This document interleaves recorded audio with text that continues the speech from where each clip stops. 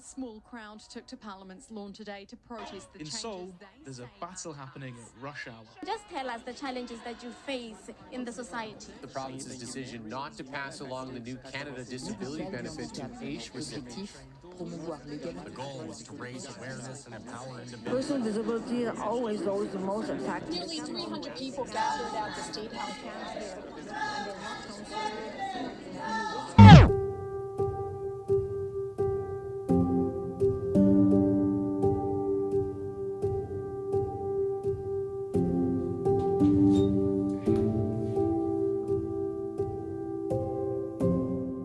My name is Robbie Francis Watani.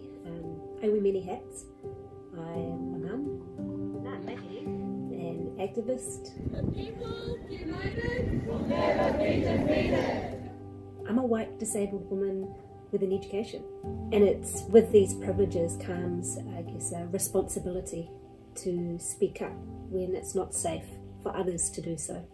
Article 33.3 of the United Nations Convention on the Rights of Persons with Disabilities says that disabled people must be involved in monitoring their government's implementation of the convention as well as disability rights. In 2024, I was awarded an inaugural Global Human Fellowship from the World Institute on Disability. And my research is looking at different international approaches to Article 33.3 and more specifically disabled people's leadership in monitoring. Over the past year, I've interviewed 16 disabled people and allies, 11 countries and 4 continents. Now, nearly all of the participants shared that they're facing some pretty big challenges when it comes to monitoring disability rights and holding their governments to account. The article is just there in the cabinet gathering dust.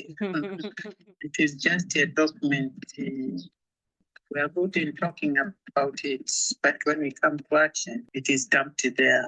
This is mainly due to limited resources, limited funding, a lack of education, and also a bit of gatekeeping over who gets invited to sit at the monitoring table, if there is one. So we are not a priority in the government.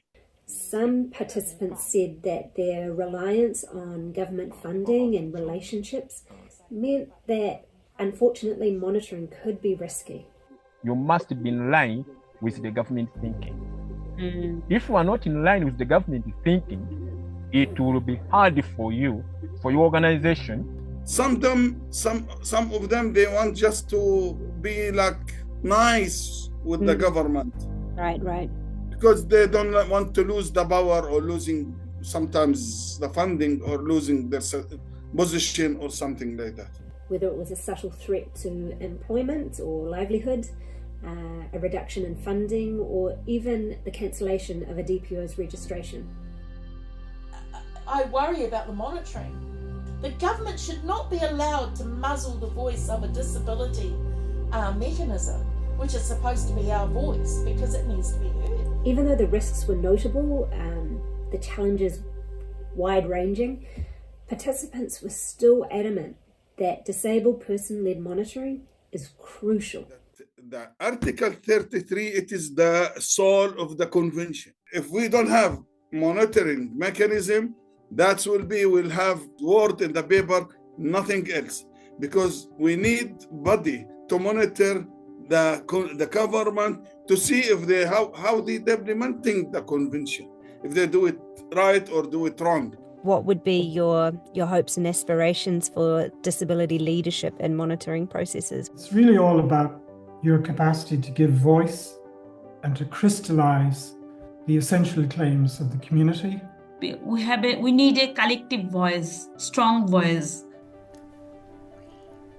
We need to get together from the grassroots of the community. It's about communication and connection as people. It has to be independent, because it has to be able to do the hard thing, which is critique government. And the state has the obligation to build the capacity of those people to be on the table. I believe, and you believe, the community's moved on from advisory groups and government. We're past that. Time to move on. We want to be at the highest level of the highest level. And as we navigate global cuts to disability funding and the dismantling of diversity, inclusion and equity, we cannot afford to lose our grip on the UN Convention on the Rights of Persons with Disabilities or the intent of Article 33.3.